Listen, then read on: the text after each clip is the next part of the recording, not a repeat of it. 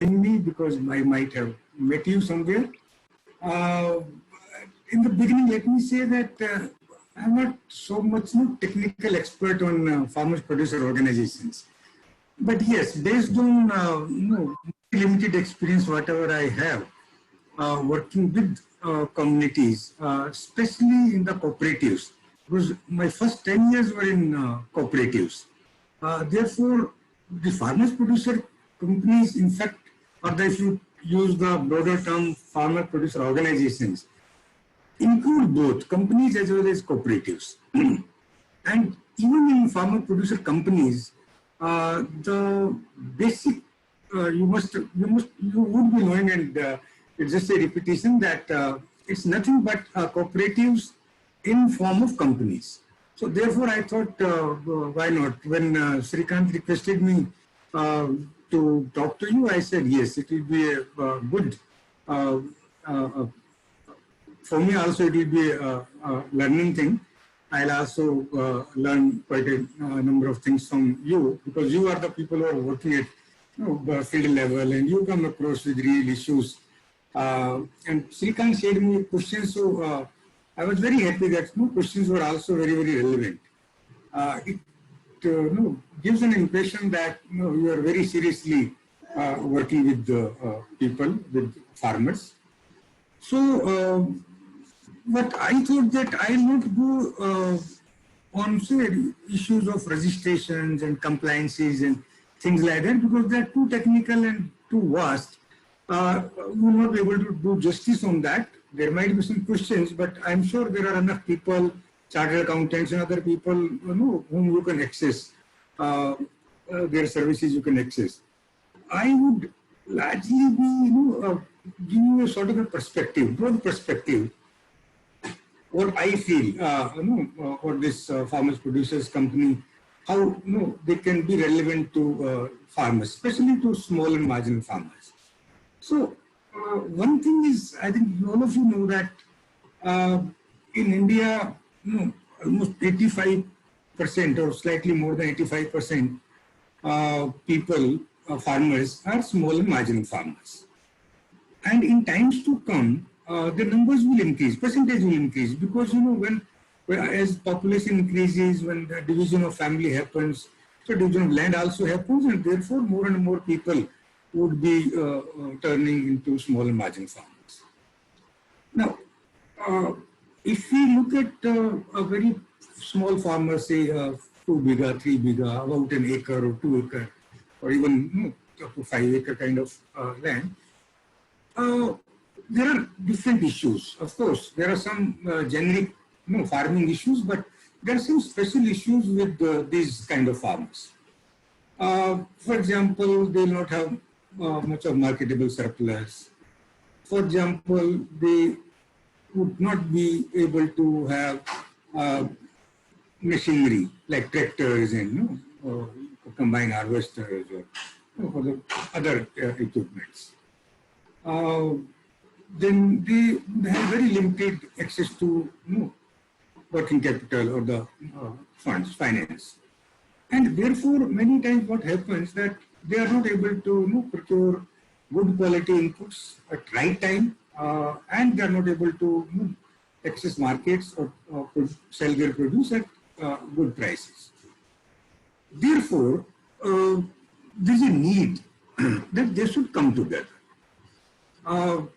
They have to have to come together, and so that they can actually take benefits of two things. One, economies of scale, and the other is the bargaining power. When you deal with the banks, markets, government, you need bargaining power. A small and marginal farmer alone or individual can never actually deal with the market forces or institutions. Sir, hello. Yeah. Hello. Sir, sorry to interrupt you. There are multiple requests coming from other participation that ask sir to also speak in Hindi. Okay. So Fine. That others can also understand. Okay, sure. So thank you for reminding. मैं basically ये कह रहा था कि देश में बहुत छोटे किसान हैं, छोटे और बहुत छोटे भी, जिसको अंग्रेजी में स्मॉल मार्जिनल फार्मर बोलते हैं, और उनकी संख्या आगे और बढ़ेगी, क्योंकि जैसे जैसे जमीन का बंटवारा होगा तो और ज्यादा लोग जो छोटे किसानों की श्रेणी में आएंगे। और छोटे किसान की अपनी बड़ी समस्याएं हैं, पैसा नहीं होता है, मार्केट में अपने प्रोड्यूस को टाइम अच्छे प्राइसेस पे बेच नहीं पाते हैं, बैंक से लोन लेने में दिक्कतें होती हैं, और इस तरह की और बहुत सारी। इसलिए इन किसानों को इकट्ठा होना किसी फॉर्म में, कोई इंस्टीट्यूशंस के फॉर्म में बहुत आवश्यक है, अन्यथा अदरवाइज वो कभी भी अपना प्रोड्यूस अच्छी तरह से नहीं बेच पाएंगे, या अपने जो इनपुट्स हैं, खाद है, अच्छा बीज है, जरूरत पड़ते पेस्टिसाइड है, वो उनको प्रॉपरली और सही गुणवत्ता की और सही समय पर नहीं ले पाते। तो इस बैकग्राउंड को देखते हुए अब कौन सी इंस्टीट्यूशन फॉर्म होनी चाहिए? देखो, पहले शुरुआत में अपने देश में कोऑपरेटिव्स का बड़ा चलन रहा है, आप लोग जानते भी हैं, और खासकर दूध उत्पादन में milk producer cooperative, Amul pattern of cooperative जिनको बोलते हैं, ऑपरेशन फ्लड दूसरा नाम है। इसमें इसको आप काफी जानते होंगे। तो ये एक सक्सेसफुल मॉडल माना जाता है, और I think in India this is the successful model when it comes to agriculture about farmers.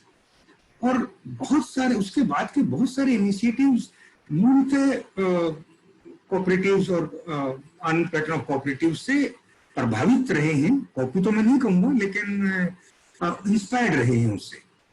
और चाहे वो फ्रूट्स एंड वेजिटेबल्स में ले लीजिए, चाहे ऑयल सीड्स में ले लीजिए, और ऐसे एक्सपेरिमेंट्स और ऐसे प्रयास बहुत रहे, कुछ सफल भी हुए और कुछ शायद इतने सफल नहीं हो पाए।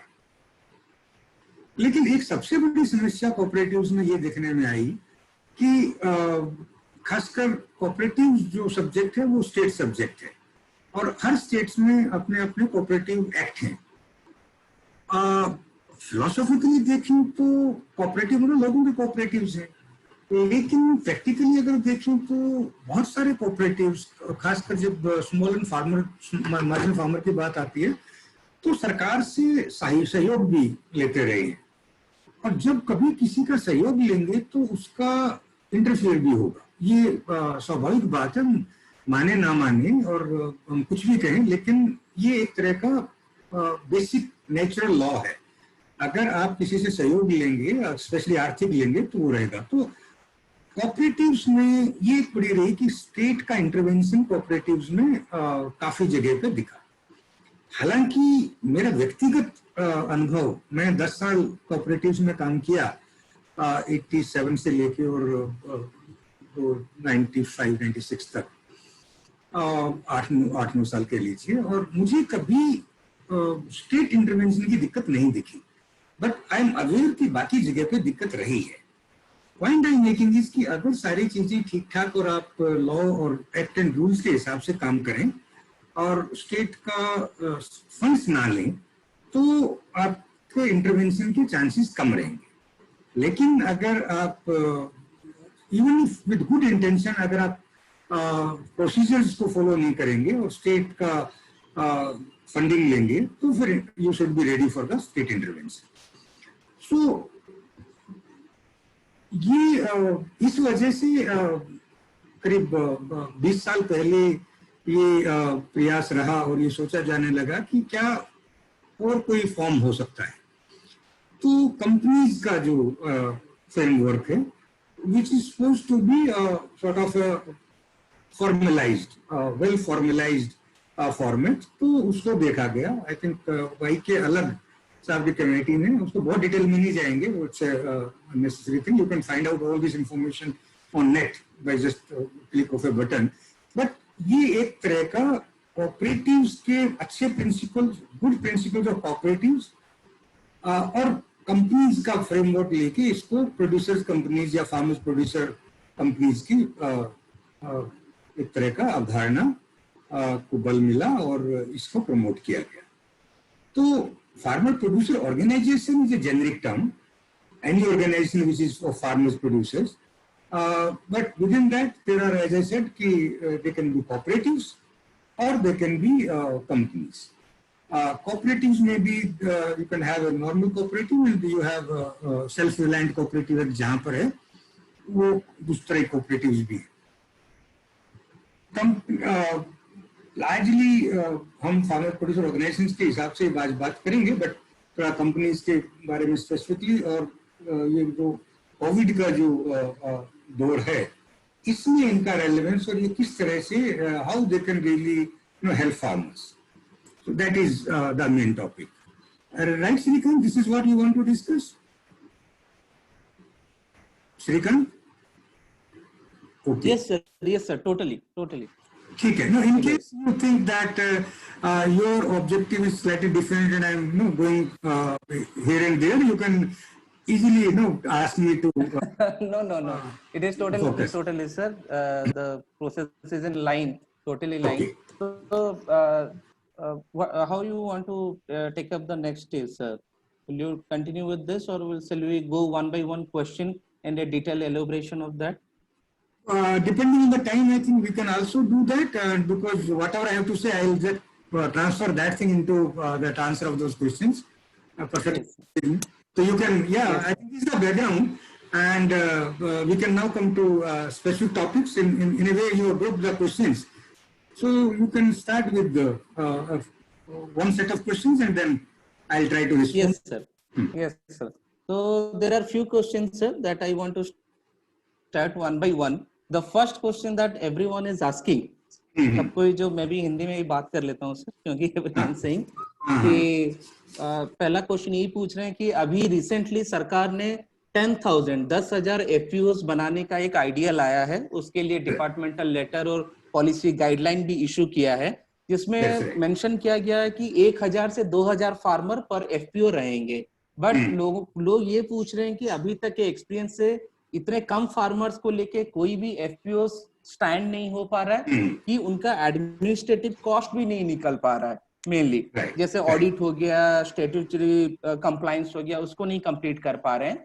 And as per NABARD's information, there are already 4,000 FPOs in India, and hardly not even 10% are self-sufficient after 5 to 7 years of their starting point. तो उस पे क्या विचार है सर? उसको हम कैसे देख सकते हैं? 10,000 FPO क्या बस नंबर है, या इसमें क्या रियलिटी हम ला सकते हैं कि ये आगे जाके सफल हो पाए?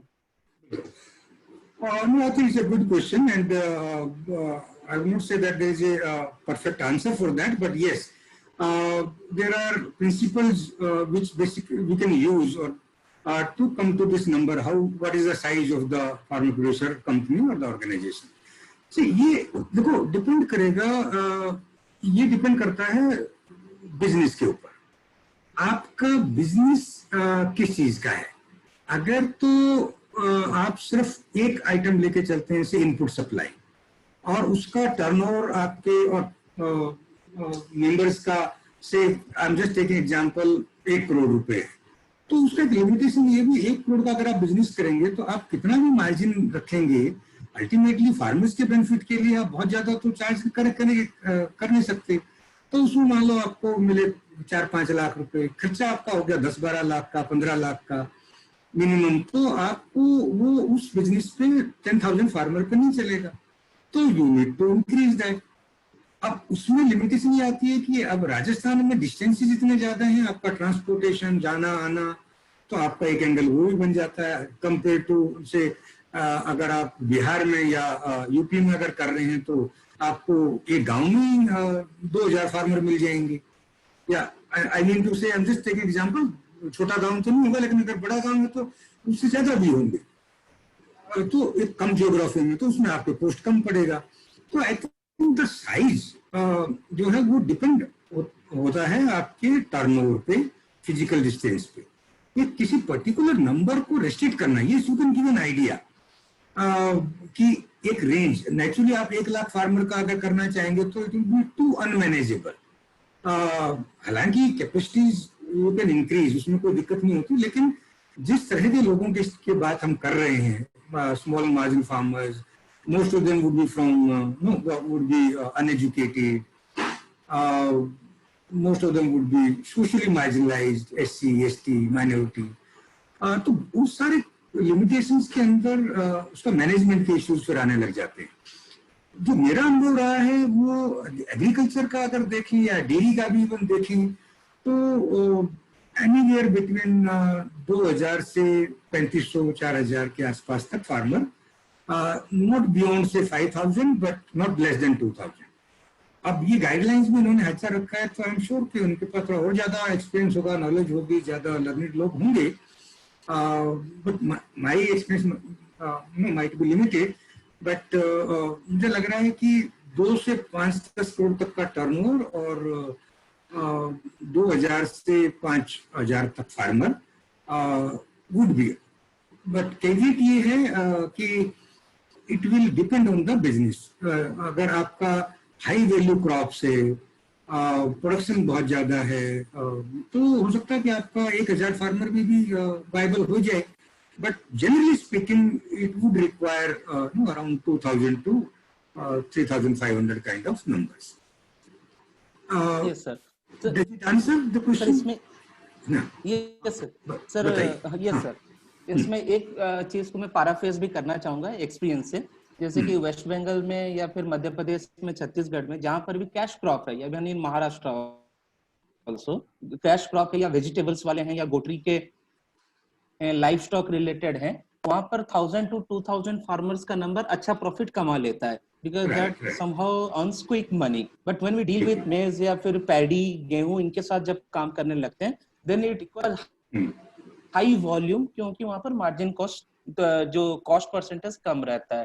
तो thank you sir for that answer. Yes, that varies also from product to product. Yes, no, you're right. No, I said कि अगर हाई वैल्यू क्रॉप्स है तो नंबर्स कम हो सकता है, स्पेशली फॉर वेजिटेबल्स में आप बिल्कुल सही एग्जांपल दिया। और आपने वायबिलिटी की भी बात की थी कि भाई बहुत सारी फार्मर प्रोड्यूसर कंपनी 6-7 साल में भी वायबल नहीं हो पाती है ना। अगेन उसका भी मेरा अनुभव या जो मैं सोचता हूँ ये है कि देखिए वायबिलिटी का इश्यू जो है ना वो भी एक तो टर्नओवर पे तो है ही है। In addition to that I think value addition is very important कि आप उसमें आपका बिजनेस प्रपोर्शन क्या है। अगर आप सिर्फ ट्रेडिंग कर रहे हैं तो सर्टेनली आपका वायबिलिटी नहीं निकलेगा। आपका वायबिलिटी के लिए बहुत ज्यादा वॉल्यूम्स होना पड़ेगा, बहुत ज्यादा समय लगेगा। क्यों? क्योंकि वैल्यू एडिशन बहुत ज्यादा नहीं कर रहे हैं कि सिर्फ और सिर्फ आप एक एग्रीगेशन का बेनिफिट ले रहे हैं।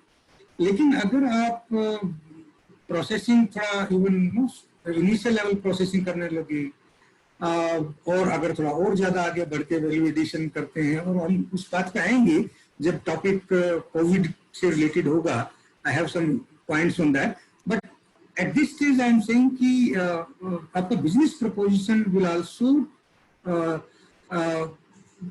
will help you in breaking even or being viable. Yes, sir. To that, I think अभी बोलना चाहिए, बट मेरा अनुभव ये भी है कि बहुत ज्यादा एक डिपेंडेंस सरकार पे या एफपीओ पे भी फार्मर का होता, ऑनरशिप के इश्यूज। उनको लगता है कि भाई कंपनी है, स्कीम है, तो अब ये यहीं से निकलना चाहिए।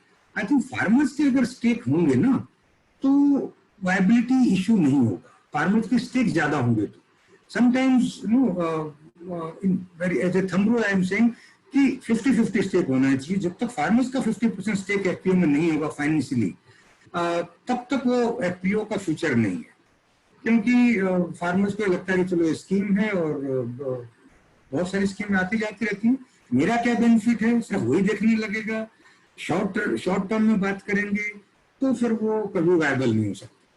तो कई सारे इश्यू हैं वायबिलिटी के। Srikanth, it's not only the size of the FPO, right? Yes sir, yes sir. तो उसको रिलेट करके ही सर दूसरा जो इंटरेस्टिंग क्वेश्चन है, लोग हमें पूछ रहे हैं कि अभी जो एफपीओ है उसमें भी ऐसा है कि that also looks some caste based politics भी है उसमें, या फिर कुछ पावरफुल इंडिविजुअल्स हैं जो पूरे एफपीओ को भी अपना प्राइवेट प्रॉपर्टी बना लेते हैं। तो और या फिर शेयर होल्डिंग सबका समान होता है, लेकिन फिर भी इनका डिसीजन मेकिंग ज्यादा रहता है एफपीओ रन्स पे।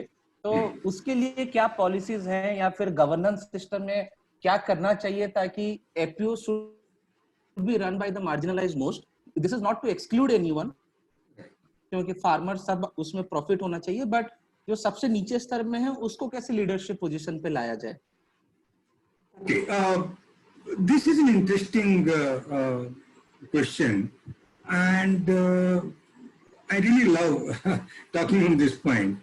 देखिए, होता ये है कि ये चीजें पॉलिसी से डिसाइड नहीं होती, ये चीजें प्रैक्टिस से डिसाइड होती है। पॉलिसी आप कुछ भी बना लीजिए, पॉलिसी तो अभी भी बहुत बढ़िया है कि आपका जो नॉन प्रोड्यूसर है वो इसमें मेंबर हो ही नहीं सकता। तो इससे और बेटर पॉलिसी क्या होगी? अगर आज के दिन प्राइम मिनिस्टर भी खेती करने लग जाए और खेती करना छोड़ दे तो भी वो एफपीसी का मेंबर नहीं रह सकता बाय रूल्स, है ना? अच्छा, प्रॉफिट जो है वो वॉल्यूम के हिसाब से जाएगा। सिर्फ ये नहीं कि आपने शेयर 10 खरीदे तो आपको 10 शेयर का हिस्सा मिलेगा।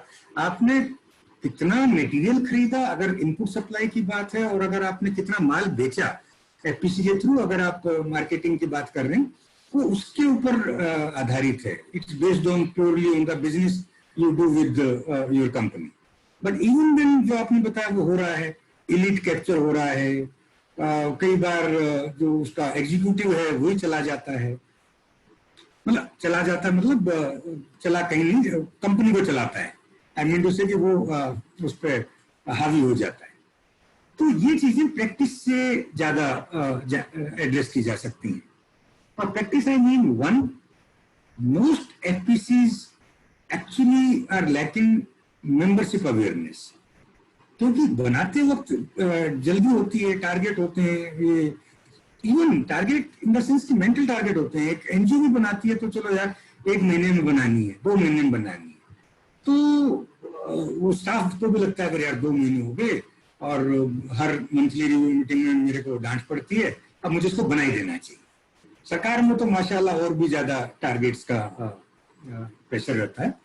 तो ये वैसी चीज है कि जैसे आप फाउंडेशन पे ध्यान ना दें और बिल्डिंग खड़ी कर दें तो वो बिल्डिंग ज्यादा दिन चलेगी।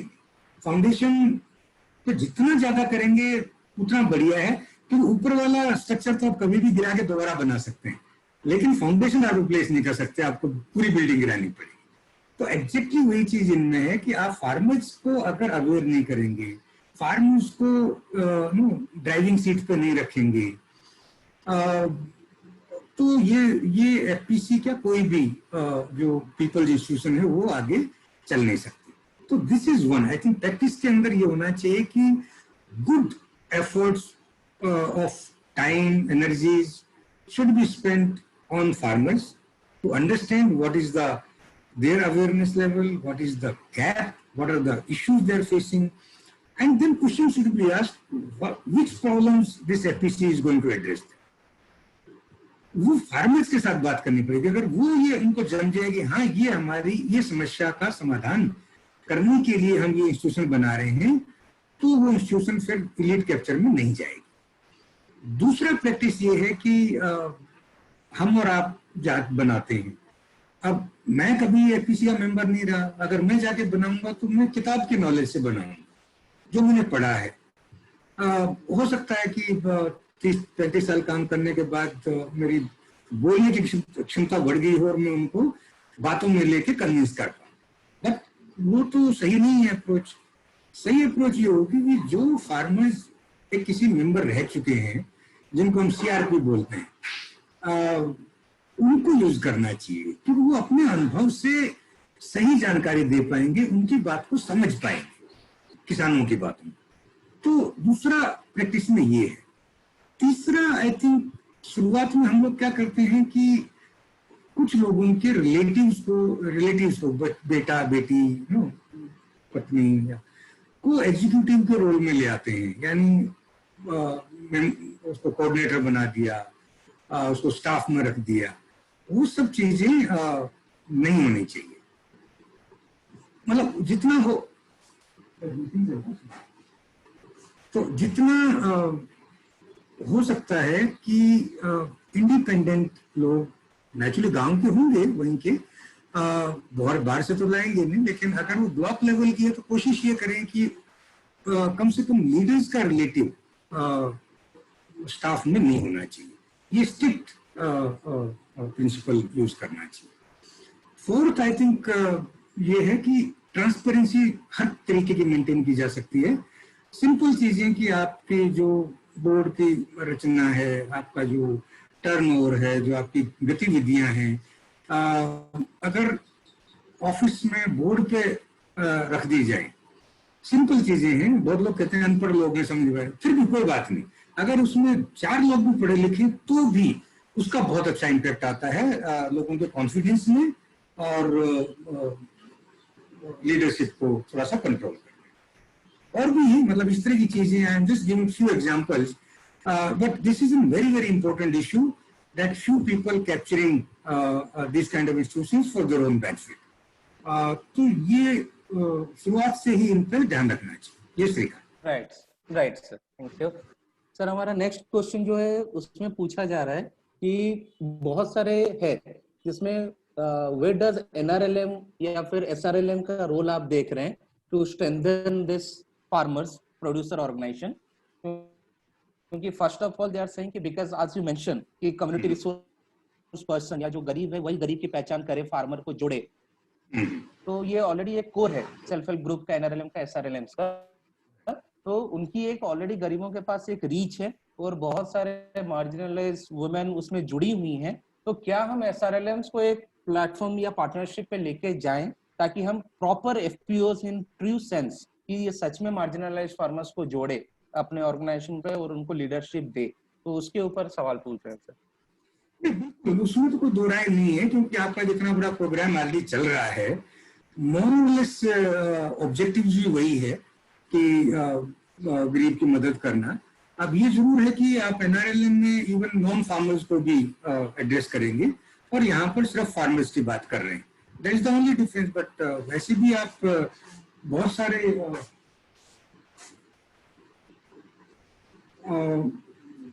सारे फार्मर तो हैं। I think everywhere you will have about 80-85% people as farmer. तो मुझे तो कोई इसमें दिक्कत नहीं लग रही, क्योंकि बट यस, अगर कहीं पर एनआरएलएम अभी काम नहीं कर रहा है, वो area should not be devoid of APC thing, तो वहां पर कुछ और करना है। लेकिन जहां पर एनआरएलएम ठीक ठाक काम कर रहा है वहां पर उनके साथ कोलैबोरेशन तो बनता है। मतलब तो सर इसमें एक सवाल ये भी आ रहा है कि लोग पूछ रहे हैं कि जो ट्रेडिशनल एफपीओ मॉडल थे तो उसमें it is mostly the male dominated, वो बीडीओ उनके जो बोर्ड ऑफ डायरेक्टर से लेके staff, pricing, engagement, market relation, supply chain, entire thing used to be controlled by the male participants. तो क्या एनआरएलएम के साथ अगर एफपीओ प्रमोट करे तो कैन इट बी इंश्योर कि moreover women leadership, women participation in FPOs will be taken care of? देखो, एक तो ये है और दोनों में फर्क क्या रहेगा सर? तो what will be the best to do, वो भी पूछ रहे हैं। बेस्ट तो क्या बताएं कि, लेकिन ये जरूर है कि एग्रीकल्चर में अगर आप देखेंगे तो ज्यादातर जो एक्टिविटीज हैं वो महिलाएं करती हैं, ठीक है ना, ज्यादातर एक्टिविटी। और ये तरह का जब एमजीएसटी की बात चल रही थी, चर्चा काफी बार हुई, तो but I am so happy that government of India has recognised women as farmer. Actually farmer वही है, आप पुरुष को बताते हैं, वो जाके महिला को बताता है, कम्युनिकेशन लॉस होता है।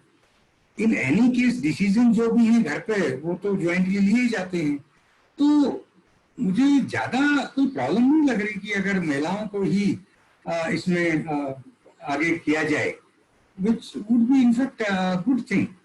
I don't know, मतलब वेजिटेशन क्या है, थोड़ा रेजिस्टेंस शुरू में होता है, बट एनआरएलएम में तो हमारा अनुभव नहीं रहा कि इनफैक्ट बाद में तो सारे पुरुष लोग खुश थे कि अच्छी बात है।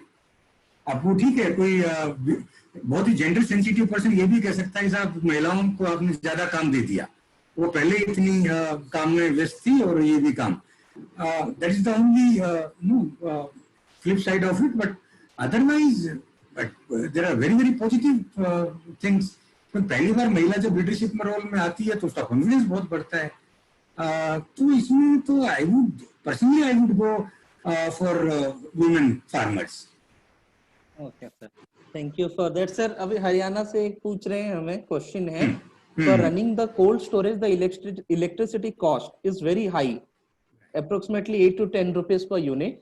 what government action is taken to be reduce the electricity ताकि जो operational cost of running this cold storage can be taken care, उसके ऊपर कोई एग्जांपल हो या कहीं अच्छे स्टेट में इसको इम्प्लीमेंट किया हो उन्होंने? ये देखो, कॉस्ट ऑफ इलेक्ट्रिसिटी या एनर्जी जो है वो सभी जगह एक इशू तो है ही। फार्मर्स को सब्सिडाइज किया जाता है तो इनको भी क्यों नहीं सब्सिडाइज किया जाए। इनफैक्ट मेरा मानना ये है कि गुड सब्सिडी मैनेजमेंट और incentive management is what India needs.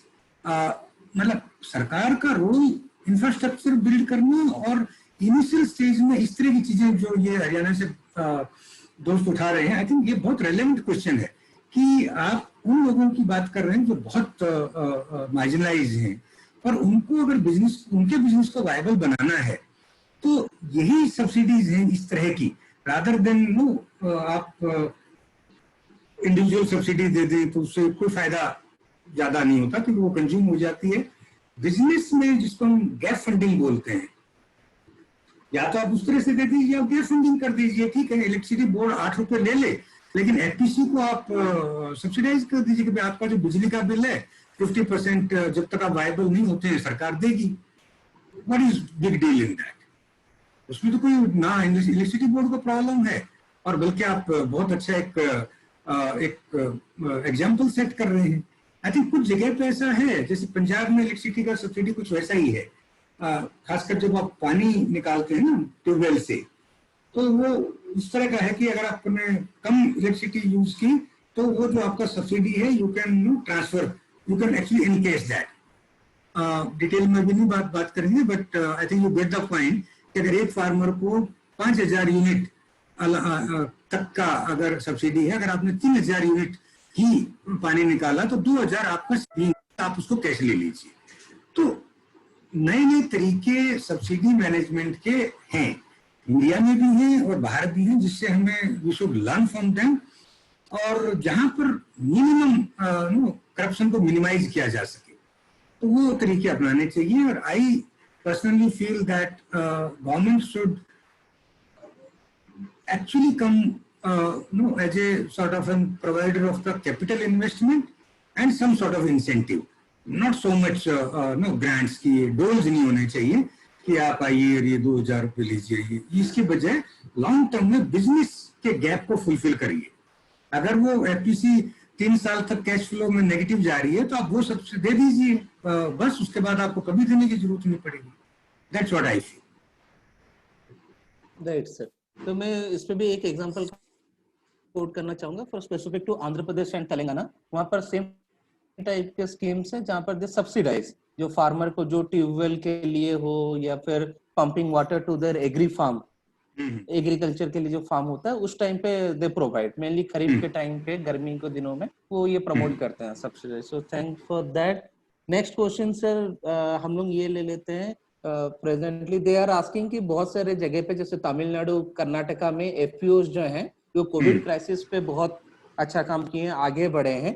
तो can we also see FPOs not only as a social welfare organization और सोशल इंक्लूसिव ऑर्गेनाइजेशन, और इसको एक प्रॉपर बिजनेस मॉडल बनाया जाए कि ये एक इकोनॉमिक ग्रोथ वाला एक इंस्टीट्यूशन हो मोर देन ए सोशल वेलफेयर ऑर्गेनाइजेशन? नहीं, आप उल्टा कह रहे हो कि बिजनेस वाला मॉडल तो है ही और they are coming in the social welfare. जी नहीं सर, अभी नहीं सर, अभी एफपीओस का मतलब आइडिया कहीं ना कहीं यही लग जाता है कि जहां पर फार्मर का नाम लगा वहां पर हम उनको ग्रांट देते रहेंगे, उनको नहीं वो तो है नहीं ना, रहेंगे। नहीं एक्चुअली में तो वो नहीं है, एक्चुअली में तो बिजनेस ऑर्गेनाइजेशन है ना। यस कंपनी में खासकर कोऑपरेटिव में भी सी प्योरली अगर ये समझ लीजिए कि अगर आपको वेलफेयर करना है तो आप सोसाइटीज एक्ट में या ट्रस्ट एक्ट में जाइए, जहां पर आप ग्रांट भी ले सकते हैं, जहां पर आप बेनिफिट भी ले सकते हैं। लेकिन अगर बिजनेस करना है तो आप कोऑपरेटिव और कंपनी, तो by definition farmer producer organizations are business organizations. They work for maximization of income और profits for their members, not for the larger society. Society और ट्रस्ट जो है वो एक लार्जर समाज की भलाई के लिए बनाए जाते हैं, लेकिन सदस्यों को अपनी इनकम बढ़ाने के लिए कोऑपरेटिव और कंपनीज है। ये बेसिक डिफरेंस आप समझ लीजिए। तो by definition these are the business organisation, not social welfare organisation. Yes, आप ये कह रहे हैं कि उन मेंबर्स के सोशल इश्यूज को भी एड्रेस किया जाता है, जो कोविड जो उन्होंने तमिलनाडु और कर्नाटका में एग्जांपल दिया. But Srikanth, I understand what you are saying कि जनरल परसेप्शन अलग है. मैं आपको दूसरी चीज बता, आप उसका तो क्या कर सकते हैं, आप सही चीज बताना चाहिए. इसीलिए मैं कह रहा हूँ ना कि आप फार्मर को जाके ये कहेंगे कि सरकार की स्कीम आई है और चलो हो जाओ इकट्ठे, तो हो जाएंगे, और वो कहेंगे कि फिर अपने आप लड़ने भी लगेंगे, मेरा कितना मेरा कितना. तो ये तो प्रमोटर्स की गलती है ना, ये तो डिजाइन की गलती तो नहीं है, डिजाइन में फॉल्ट तो नहीं है. बट ये क्वेश्चन पे हम ये ले सकते हैं कि क्या ये सोशल इश्यूज पे काम करें. If you want, I can briefly talk about that. Yes sir, please. Because question आया है तो we'll take that. तो ये कई सारे इनफैक्ट एक स्टडी अभी की थी आर्या कंसल्टिंग में, और वो मैं पढ़ रहा था कुछ समय पहले. तो वो कोविड के उसमें था कि क्या उसके बाद क्या. तो देखो, मुझे तो लगता है कि वाइल आपका कोर जो है वो बिजनेस के लिए रहे, लेकिन मेंबर्स के अगर दूसरे इश्यूज हैं और उन इश्यूज को एड्रेस करने के लिए आपके पास कोई और तरीका नहीं है, मान लो गांव में ग्राम पंचायत भी बहुत एक्टिव नहीं है, या और आपके मेंबर्स के वो रियल इश्यूज हैं, तो और स्पेशली कोविड जैसी चीज में, तो अब तो कुछ भी नॉर्मल नहीं है ना, एवरीथिंग इज न्यू नॉर्मल. तो इस टाइम पे तो I think farmer producer organisation should take up such issues like health, hygiene, information dissemination, disaster management, etc. etc. But उनका अपना बिजनेस वाला चीज है उसको ना छोड़े, नॉट एट दैट कॉस्ट. लेकिन आप उसको इंक्रीज कर सकते हैं, जैसी स्थितियां सामान्य हो जाएं आप उसको डेलीगेट कर सकते हैं किसी को, या उसको छोड़ सकते हैं. लेकिन आज के दिन जरूरत है. Yes sir, thank you. अभी एक एग्जांपल देता हूँ कि अगर मान लो एनएफएसए में या किसी भी स्कीम में 5 किलो गेहूं मुफ्त मिलना है, और वो व्यक्ति आपका फार्मर है, मेंबर है, तो और उसको और कोई हेल्प करने वाला नहीं है, तो उसका फार्मर्स ग्रुप क्यों नहीं मदद करे, उसको करना चाहिए. और उसको अगर वो दिलवा देगा तो आज के दिन तो उसकी सबसे बड़ी नीड वही है. तो उस तरह के इश्यूज पे केस टू केस बेसिस पे, depending on the issues and depending on your capacities, FPC should get into it also. तो सर व्हाट आई अंडरस्टैंड कि बिजनेस तो उनका कोर है, प्रॉफिट मार्जिन तो रहेगा ही, उसके साथ साथ सोशल इश्यूज या फिर गवर्नमेंट स्कीम के साथ उनको लिंकेज करना, जैसे कि ओल्ड एज पेंशन हो गया, स्वच्छ भारत मिशन में टॉयलेट हो गया, प्रधानमंत्री आवास में हाउसिंग हो गया, उसके लिए भी they can act as a facilitator और पीयर ग्रुप प्रेशर. तो एडमिनिस्ट्रेशन गवर्नमेंट यूनिट पे भी प्रेशर बनाना है, अपने मेंबर को बेनिफिट दिलाए. प्रेशर नहीं भी तो फैसिलिटेटर तो जरूर होना चाहिए. Yes sir. सर हम लोग नेक्स्ट क्वेश्चन लेते हैं सर. इस पे क्वेश्चन ये उत्तर प्रदेश से आया है. I think we already answer this, so मैं ब्रीफ कर देता हूँ. वी आर ये पूछ रहे हैं कि हम जो फार्मर प्रोड्यूसर ऑर्गेनाइजेशन बना रहे हैं, तो उसमें हम ये इंश्योर कर सकते हैं क्या सारे फार्मर इन पे पार्टिसिपेट करें? व्हेन दे सारे means the most marginal ones, वो क्या उस पे ऐड कर सकते हैं? दूसरा, और एसएजी मूवमेंट को हम कैसे लिंक कर सकते हैं एपीओ फॉर्मेशन के साथ? तो I think this is already answered. तो मैं जस्ट सर के बातों को थोड़ा ब्रीफ कर देता हूँ कि this is more than a policy, this is also a practice. जो सर ने बताया कि हमें विद इन आवर फंक्शनलिटी और गवर्नेंस सिस्टम में इसको सेटअप करना पड़ेगा. ठीक है, तो we have to setup some practices at ground, जिससे कि हम सबसे मार्जिनलाइज ग्रुप को जोड़ें. और सर ने एक एग्जांपल भी कोट किया कम्युनिटी रिसोर्स पर्संस का. तो सीआरपी इसको इंश्योर करना पड़ेगा कि वो फार्मर्स को, जो सबसे निचले स्तर पे जो भी फार्मर रह गए, वो हमारे मेंबरशिप में जोड़े, उनकी लीडरशिप बने. तो that is most to do with the institutional arrangement of that FPO, और उसको हम कैसे प्रैक्टिस करवाते हैं. सो और एसएजी मूवमेंट के साथ ऑलरेडी जुड़ा हुआ है एमकेएसपी, महिला किसान सशक्तिकरण परियोजना. इस टाइप के प्रोजेक्ट ऑलरेडी प्रोसेस में है. तो जोहार प्रोजेक्ट है झारखंड में, ऐसे बीआरएल के सारे NRLM SRLMs इसको टेकअप कर रहे हैं, और सर ने भी बोला कि वुमेन लेड FPOs अगर मूवमेंट हो रहे तो that will be more discipline, governance सही रहेगा, उनकी एम्पावरमेंट और लीडरशिप भी FPOs की ज्यादा सही रहेगा. So will move to the next question sir. इसमें एक सवाल हमें ये पूछा जा रहा है sir, why most of the FPOs, whether formed by the government implementation or by the NGO, cannot operate more than an input shop? What steps should government still need to take for sustainability of FPOs and involving more on post harvest management rather than only providing inputs?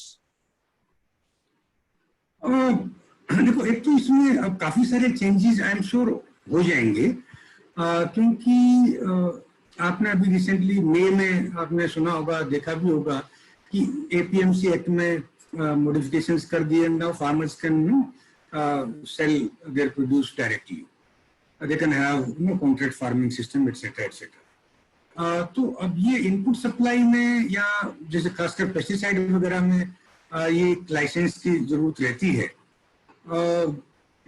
हर अगर आप outlet खोलते हो कहीं तो उसमें उस तरह के licences. These issues I think are real and would have to be taken up with government. Government के लिए भी नया है, क्योंकि वो भी आप देखेंगे, और गवर्नमेंट का मतलब एक नहीं होता, उसके अंदर हर डिपार्टमेंट अपना गवर्नमेंट होता है. जो लाइसेंस देने वाला वो अपना एक अलग लाइन पे चलता है, एक्सटेंशन वाला अलग लाइन पे चलता है ना. तो विद इन डिपार्टमेंट की मैं बात कर रहा हूँ. तो ये इश्यूज आई थिंक जहां जहां भी ये दिक्कतें आ रही हैं, मेरे नॉलेज में जो इश्यूज आए हैं वो ये है कि पेस्टिसाइड के लिए आपको लाइसेंस लेना पड़ता है, और उसमें वो मिनिमम क्वालिफिकेशन वाला व्यक्ति रखना है. तो मुझे लग रहा है कि जब फार्मर प्रोड्यूसर कंपनीज को इतना रिकग्निशन और बजट में है और गवर्नमेंट की तरफ से है, तो थोड़ा ओरिएंटेशन इनका हो जाएगा, या थोड़ा प्रेशर जब बनने लगेगा, सर्टेन नंबर्स का रिप्रेजेंटेशन आएगा, तो आई एम श्योर कि government will also treat FPC as such as a qualification for issuing licences etcetera. तो उसमें कोई ज्यादा दिक्कत मुझे होगी. टाइम लग सकता है इसमें. या क्वेश्चन में ठीक समझ पाए या कुछ और था श्रीकांत?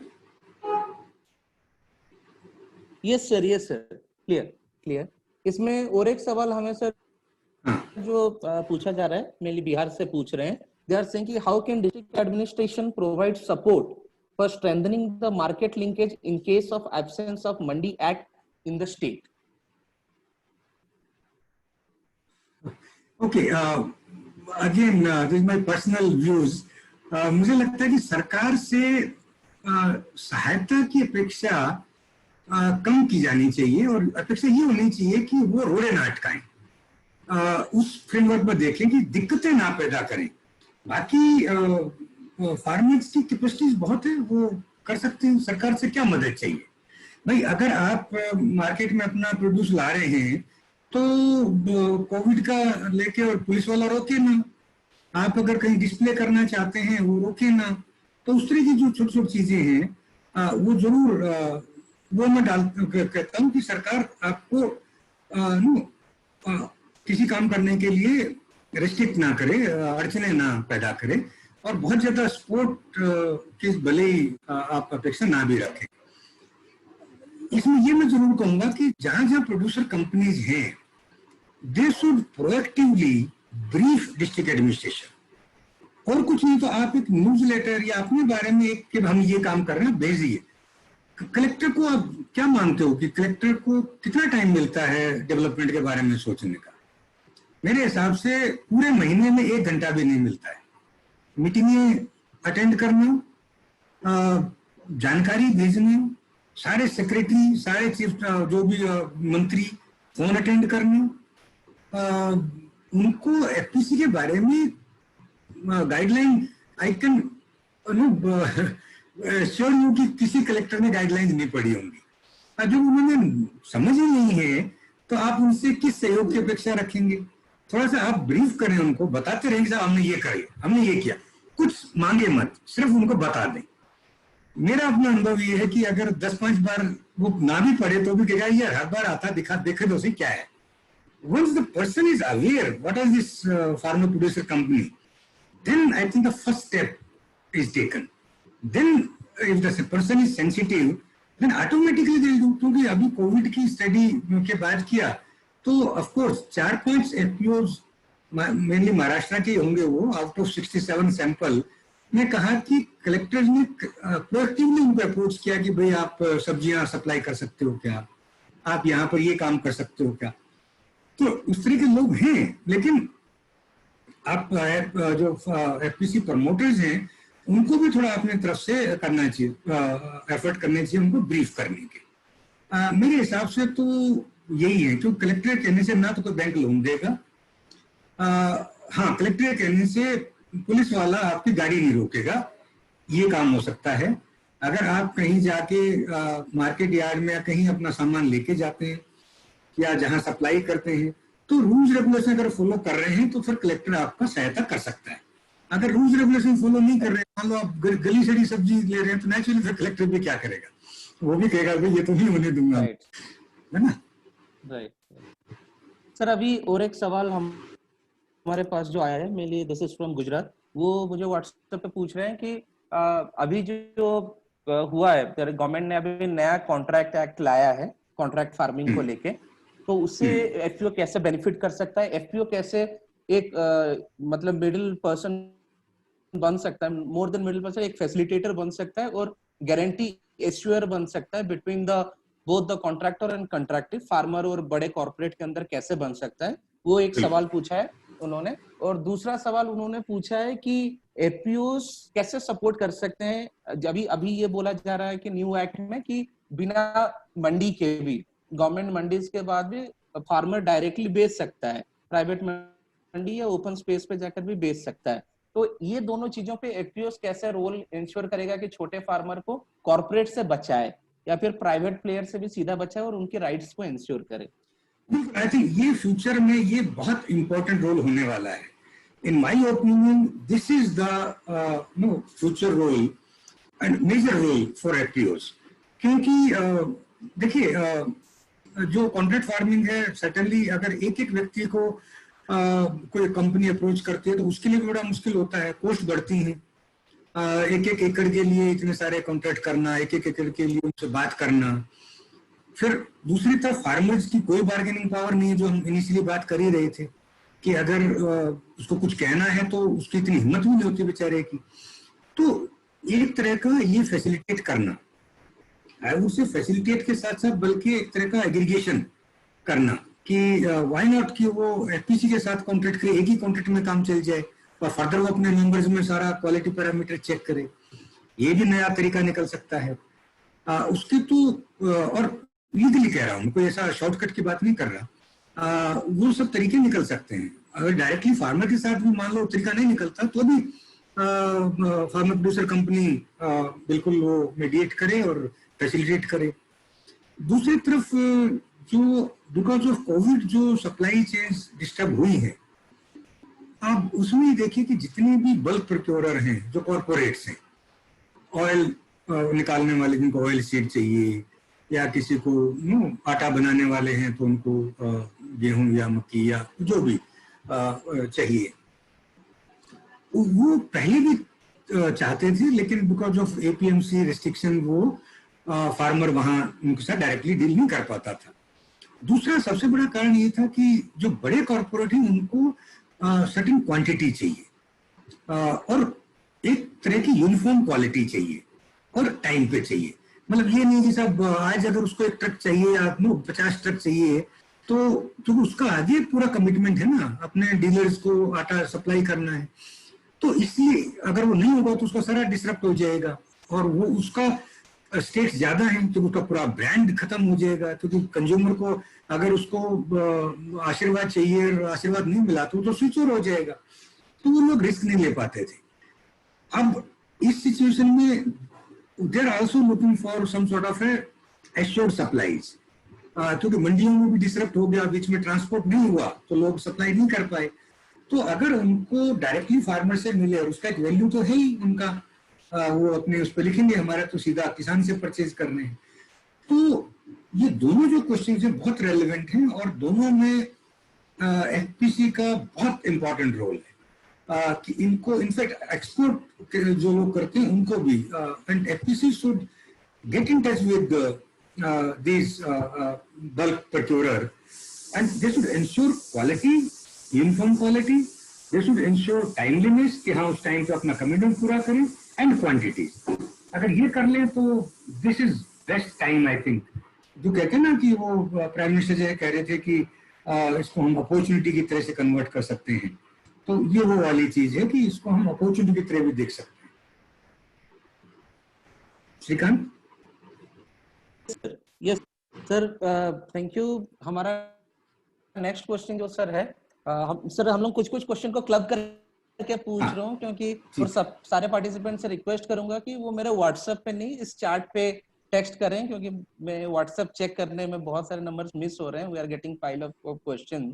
ठीक है, आप इस पे ही पोस्ट करते रहें, व्हाट्सएप देखना थोड़ा हार्ड हो रहा है. तो सर नेक्स्ट क्वेश्चन जो हमें पूछ रहे हैं कि अभी जो रिटर्न माइग्रेशन हुआ है, so what the role of FPOs can play a big role to provide livelihood to this return migrants? First question. उसी के साथ सर जोड़ दे रहे हैं कि what are the role of a FPO कि ये मतलब कोविड सिचुएशन के टाइम पे लोकल लोगों को लाइवलीहुड देने के लिए वो सरकार को कितनी मदद कर सकती है कोविड 19 सिचुएशन को लेकर. That is the second question. ये दो क्वेश्चन को क्लब में आंसर कर दीजिए. देखिए इसमें एक चीज तो आई थिंक सभी को ये समझना पड़ेगा कि ये मेंबर बेस्ड ऑर्गेनाइजेशन है. आई वुड सजेस्ट कि they should only deal with their members. Non members के लिए these are not the answers. फिर वो एनजीओ टाइप बन जाएंगी, सक्सेस सोसाइटीज ट्रस्ट जैसे बन जाएंगे. अगर आपके एक गांव में मान लो 100 मेंबर हैं और उसमें से 50 घर ऐसे हैं जिनमें माइग्रेंट रिटर्न माइग्रेंट्स हैं, तो certainly you should do it. अब उसमें क्या करना चाहिए, वो 2-3 things primary they should do. One, I think ये जो वापस आ रहे हैं इनका कैश फ्लो सिस्टम खत्म हो गया है कि वहां कमा रहे थे, खुद भी खा रहे थे, घर में भेज रहे थे.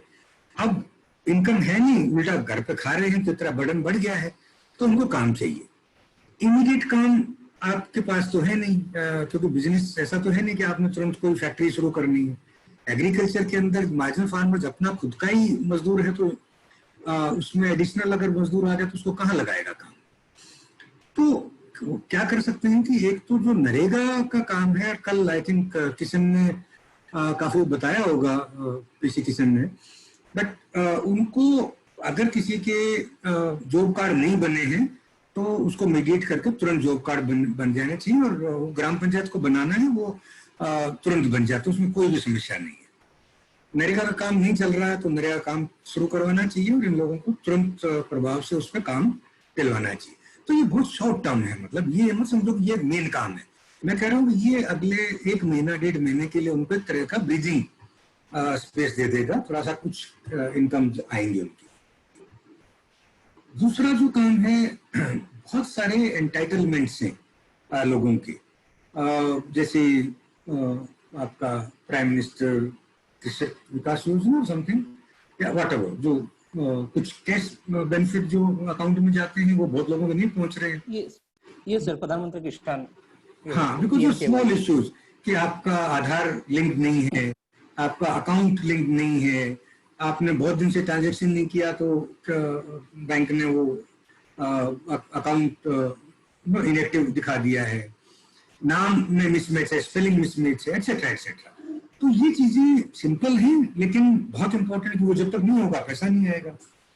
फिर आपका फ्री राशन मिलना था वो नहीं मिल रहा क्योंकि आप थे नहीं, माइग्रेट करते थे या मेल माइग्रेट करता था, महिला बेचारी अपना उससे अवेयर नहीं थी तो उसको ये राशन मिलने लगे तो वो आप इंस्टॉल करवाएं.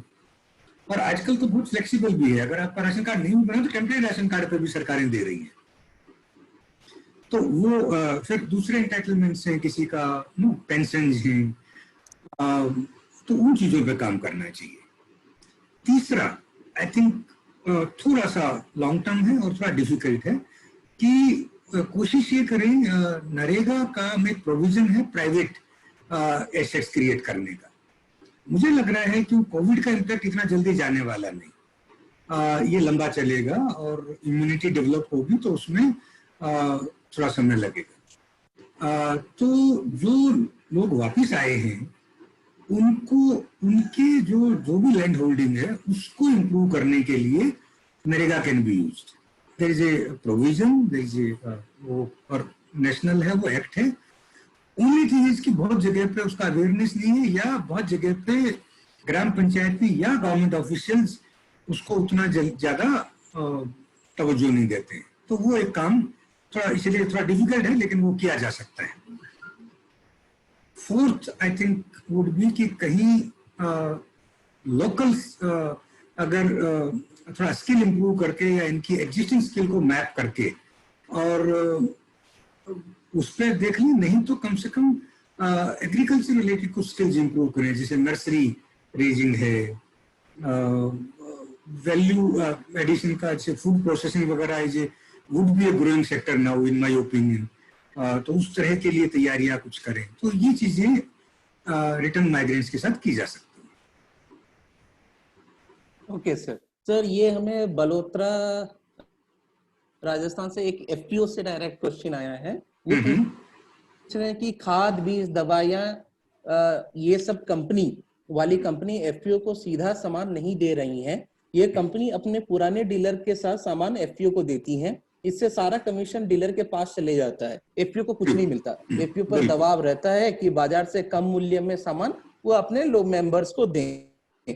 मेरा प्रश्न ये है कि क्या कंपनी एफपीओ को सीधा सामान दे सकती हैं, और अगर सीधा सामान अगर देंगी या नहीं देंगी, तो देती हो तो क्या क्या फायदा हो सकती है, क्या स्टेप्स लेना चाहिए एफपीओस को, मतलब गवर्नमेंट के साथ भी क्या बार्गेन करना चाहिए in that case? I think बिल्कुल ये सही है, और this is what no I am so happy कि बिल्कुल प्रैक्टिकल सवाल है और इन्होंने जरूर ये चीजें देखी होंगी, और ये आज नहीं पहले भी ये सवाल रहा है। देखिए, इसको समझने का प्रयास करना चाहिए हमें। ये है कि अभी तक एक सिस्टम था। अभी कोविड से पहले तो हम ट्रैवल कर ही रहे थे, हाथ मिला ही रहे थे, बल्कि उल्टा हम कह रहे थे कि चलो गले मिलेंगे तो वो ज्यादा अच्छा लगेगा। लेकिन अब तो हाथ मिलाना भी मुश्किल हो गया। तो ऐसी ऐसी सिचुएशंस जब कोई एक तरह की चीज आती है तो रिस्पॉन्सेज भी हमारे चेंज होते हैं। तो अभी तक सारी कंपनी डीलर्स के नेटवर्क के थ्रू करती हैं, क्योंकि डीलर का एक साइज है, डीलर का एक पुराना संबंध है। अब उसको ये लगता है कि अगर मैं उसी के एरिया में अगर एक कंपनी को सीधा दूंगा तो डीलर नाराज होगा। डीलर ये कहता है साहब ये तो मेरा बिजनेस था, अगर आपको उसको देना है तो फिर मैं किसी और कंपनी से ले लेता हूँ। ये आर्गुमेंट पहले चल जाता था, लेकिन अब दूसरी कंपनियां भी उसी तरह से हैं। तो आई थिंक आप थोड़ा सा एग्रेसिव होके अगर कंपनी से बात करें तो डीलर को भी बहुत ज्यादा ऑप्शन नहीं है। अब इतना नहीं है कि मतलब वो एक कंपनी का छोड़ के दूसरे का तो से तैयार बैठा है, सब दबाव में है। बट यस, ये चीजें डिस्कशन की जा सकती है कि भाई देखो, डीलर का जो बिजनेस है वो तो रहेगा, ये हमारा तो सब डीलर कह लीजिए, तो लेट्स शेयर द जो भी मार्जिन है। तो कंपनी को बिजनेस एक एफपीसी तो दे नहीं सकती। आज के दिन वो एक कंपनी का बिजनेस का मे बी 0.1% एफपीसी का है, तो 0.1% के लिए वो 99.9% बिजनेस खराब नहीं करेगा। But yes, government can talk to these companies, FPCs can also talk to them and say that कि देखो भाई, सेक्टर को प्रमोट करना है तो आपके पास एक अल्टरनेटिव बन रहा है लॉन्ग रन में, और एक तरह का अगर उसका बिजनेस बढ़ जाएगा तो नेचुरली वो भी होगा कि अगर 5-7% भी एफपीसी के जाने लगे तो वो सीधा उसको रिकॉग्नाइज करने लग जाएगा।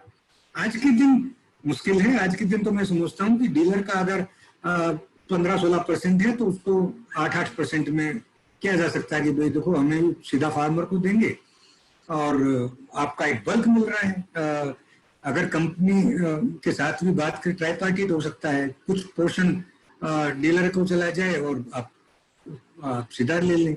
तो कई सारे कॉम्बिनेशन परम्यूटेशन हो सकते हैं, लेकिन ये इशू बहुत रेलेवेंट है, प्रैक्टिकल इशू है, और इसका समाधान निकालना पड़ेगा। और कुछ अनुभव हैं महाराष्ट्र वगैरह के, लेकिन वो यही कि जब आपका थोड़ा सा साइज बन जाता है, या तो उस एरिया में डीलर जा नहीं पा रहा हो तो स्कोप बनता है, कंपनी तुरंत आपको दे देगी, या डीलर आपके साथ हाथ मिला ले कि चलो ठीक है भाई, इस एरिया में मुझे कुछ एफर्ट नहीं करना, और सीधा सीधा आप 50 लाख का माल उठा रहे हो या 10 लाख का उठा रहे हो, तो ठीक है, इसमें मैं कम कमा लूंगा, तो आप ले लो सीधा। तो उस तरह के अनुभव हैं।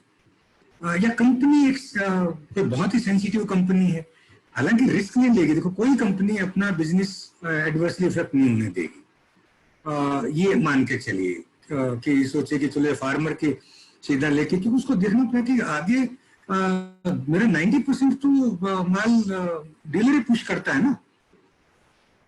आप समझ पा रहे हैं? Right right sir. तो ये एक इश्यू है।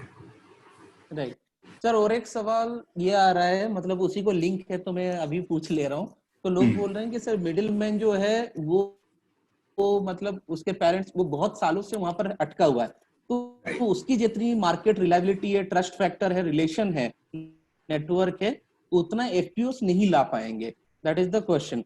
तो क्या हमारे अभी तक जितने भी पॉलिसीज बोलते हैं या थॉट लीडर्स बोलते हैं, वो बोलते हैं कि मिडिल मैन को हटा दिया जाए, बट क्या ऐसा नहीं हो सकता कि मिडिल मैन को भी एक पार्टनर इन बेनिफिट बनाया जाए to create an win win situation for middle man as well as for the FPO?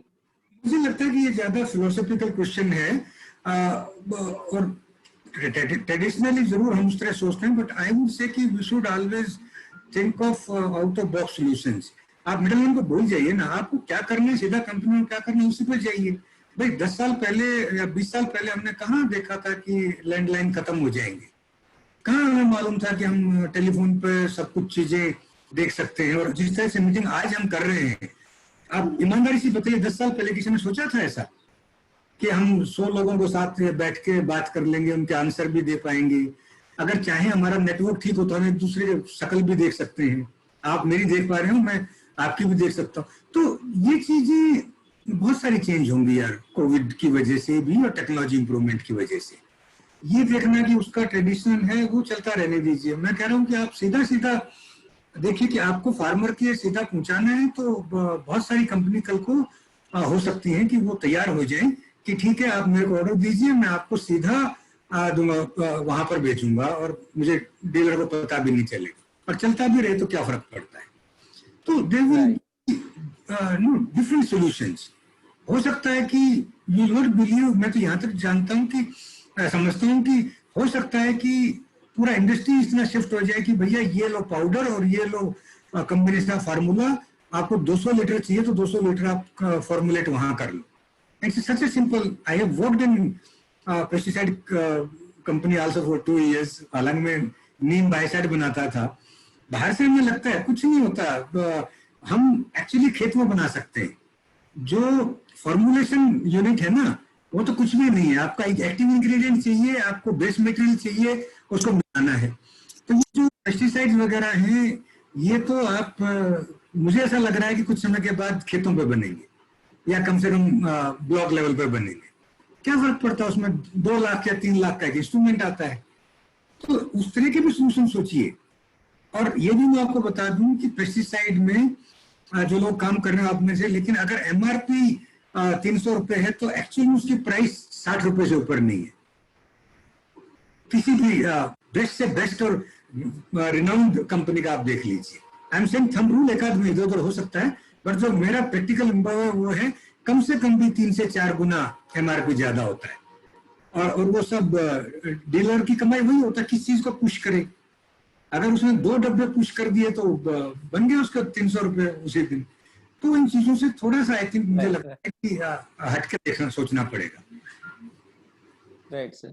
नहीं, आपको जस्ट मैं ये भी ऐड करूंगा सर, ये एग्जांपल कि जैसे अभी अपॉर्चुनिटी लेके बहुत जगह पे मेनली छत्तीसगढ़, मध्य प्रदेश और उड़ीसा के कुछ एफपीओस ने और इवन एसएजीएस ने भी क्या इनिशिएट किया कि they are preparing sanitisers.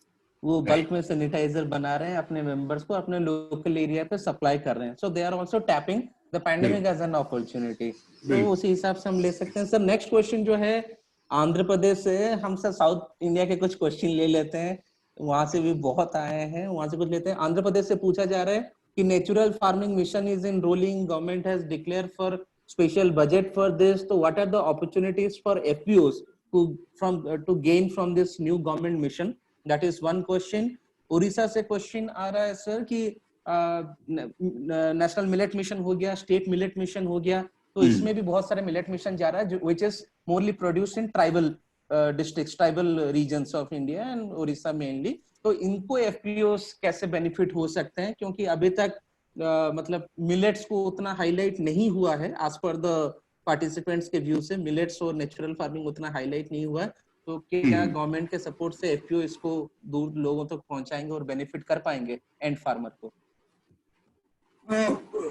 Again देखिए, ये एक लार्जर क्वेश्चन था जो आपने पहले भी शेयर किया था कि गवर्नमेंट की स्कीम्स को इम्प्लीमेंट करने में एफपीओ का क्या रोल हो सकता है ना।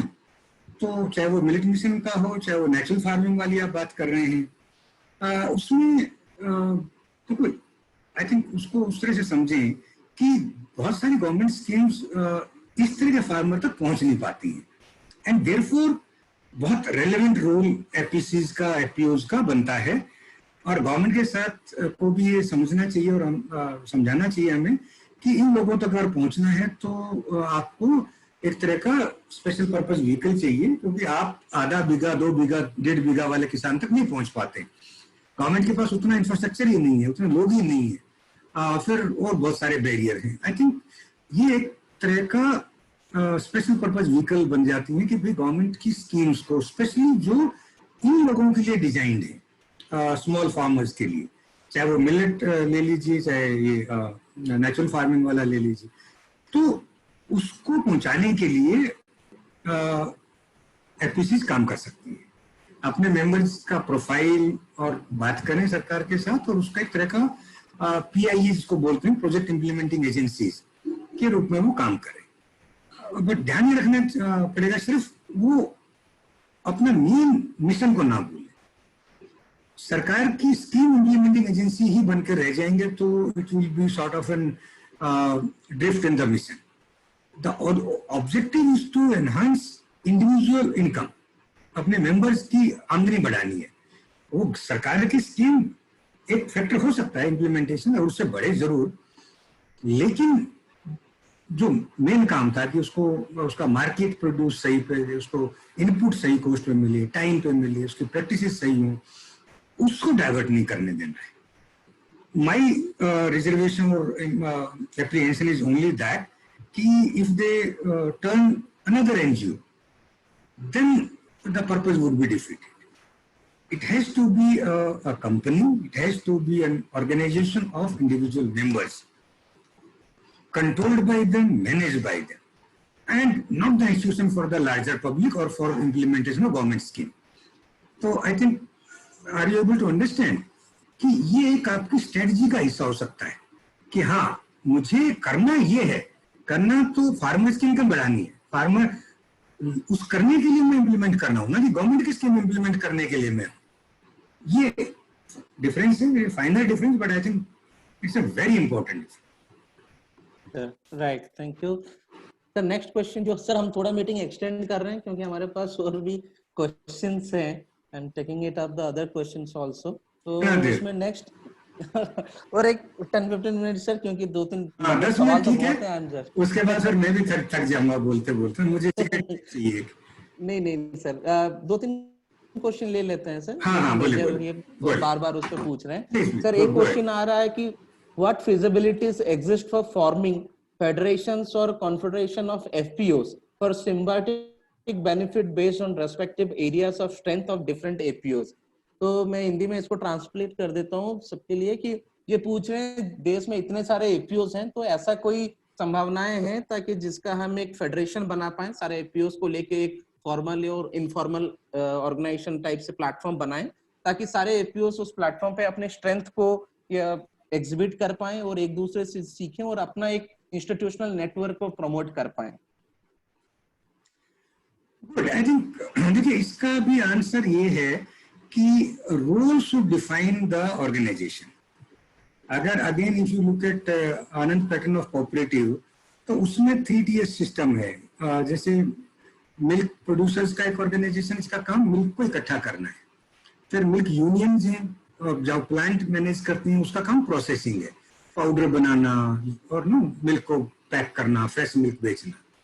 और फिर एक है जीसीएमएफ जिसका काम है मार्केट करना। चॉकलेट बेचना, पाउडर को एक्सपोर्ट करना, मिलिट्री को बेचना, तो तब तो ठीक है, तो उसकी वायबिलिटी भी बनती है, उसका एक रोल बनता है, और सबसे इंपॉर्टेंट एक लेवल ऑफ इंस्टीट्यूशन दूसरे अपने ही कंस्टिट्यूएंट ऑर्गेनाइजेशन के पैर पे पैर नहीं रखती है, वो स्टेपिंग ऑन द टो जो अंग्रेजी में बोलते हैं ना। नहीं तो दिक्कत ये होती है कि जो काम फार्मर प्रोड्यूसर कंपनी का है वही रोल डिस्ट्रिक्ट वाला हो जाता है, फिर वही रोल स्टेट वाला ले लेता है, एक दूसरे में आपस में भिड़ जाते हैं, वायबिलिटी किसी एक बनती नहीं, क्योंकि जितना इंस्टीट्यूशंस को बनाएंगे उसकी इंस्टीट्यूशंस की कॉस्ट है। फिर वो होता ही क्या है कि वो फिर डिपेंडेंट हो जाती है सरकार पे, हिसाब में ग्रांट, तो सरकार बजट में 10-20 करोड़ का उसको टुकड़े डालती रहती है, और फिर सरकार की बीन बजाते रहते हैं और फार्मर्स को भूल जाते हैं। तो आई डोंट थिंक कि मतलब अगर कोई खास रोल है, मान लो आप ये कहते हैं कि पॉलिसी एडवोकेसी का रोल है, ऐसा स्मॉल फार्मर्स के इश्यूज को नहीं सुना जाता, yes I would, but for that you might have a network, when you should have a confederation. और एक एग्जांपल देता हूं मैं, ये एनआरएलएम का था, तो उस टाइम पे बोले कि भाई फार्मर ये अपना क्या बोलते हैं एसएजी फेडरेशन को, क्लस्टर लेवल फेडरेशन सीएलएफ के स्टेट में भी होना चाहिए, सेंटर में भी होना चाहिए। तो रघुवंश बाबू मंत्री थे उस टाइम पे, तो उन्होंने बना दिया और खुद उसके चेयरमैन बन गए, बोले कि ठीक है मंत्री इसके चेयरमैन रहेंगे। तो फिर काहे के लिए बना रहे हैं, वो तो अच्छा हुआ कि चलो वो चली नहीं, और I think it died its own death. But first of all I think we should see कि what is that we want to do. जैसे पहले मैं आपको कहा था कि एफपीसी भी बनाते हुए एक क्वेश्चन बोल्ड में लिख लेना चाहिए कि which gap it is going to fill, which is that problem of farmers which this is going to solve. Once you are convinced, then only you should go for the institution, otherwise not. Otherwise, no, बहुत कचरा होगा, और rather than doing something good for the farmers, you will end up doing lot of harm to the farmers. This is my view. And this is my experience. बाकी बनेंगी, आप बनाओगे तो कौन रोकने वाला है। Right sir. सर एक क्वेश्चंस बहुत दूसरे जगह से भी मल्टीपल क्वेश्चन है, सेम सब्जेक्ट को लेके है, तो I am taking this from Kerala. वो पूछ रहे हैं कि क्या FPOs can be a different from NGOs, and अभी के टाइम पे हम देख रहे हैं साउथ इंडिया में even FPOs are taking the emergence role of NGOs, मतलब लोगों को एजुकेट करना, उनको education, health, sanitation, even public distribution system, ये सब पे भी वो कंट्रोल कर रहे हैं, अपने आप को प्लेस कर रहे हैं। तो can be FPO can be elevated to the place of NGOs, वो कर सकते हैं क्या ड्यूरिंग दिस इमरजेंसी सिचुएशन? हाँ, ये सवाल पहले भी अपन ने चर्चा किया ना। My opinion is that yes, in these kind of circumstances, these organizations can take up that role, but please remember only for their members. That difference we have to say. These are the member-centric organizations. These are not for the larger good of public. NGOs are for the larger good of public, but FPCs are not, cooperatives are not, companies are not. If you mix that, then you will be nowhere. Take it from me. You will neither be a company nor will be an NGO. In these kind of circumstances, I 100% agree that FPCs should take up such roles of awareness generation, information dissemination, sanitizer, mask, government entitlements, etc., जो हमने बात किया, for their members, but only for the time period, not compromising their basic mission, which is basically ensuring larger income or maximization of profits for their members through aggregation of their produce, aggregation of their input supply, etc. Ultimately, the farmers producer की हम बात कर रहे हैं। तो I am fully convinced that this is the way. Baki, no, you can tell me if there is something else you want to say. Yes. No, sir. Sir, we'll take last two questions, then we will end up. But this earlier question, does it answer? No, just a moment. Yes, yes, sir. Does it answer the question or there was something else? Yes, yes, sir. Yes, sir. नहीं, the question was the similar कि जैसे NGOs के role को भी ये accept कर रहे हैं, but as we said discussed before कि APOs meant to do their business, NGOs not meant to do their business. ठीक है, business के लिए नहीं बने हैं, but as and when required, NGOs can support their member with these social initiatives. Just paraphrase that. ठीक. हाँ sir.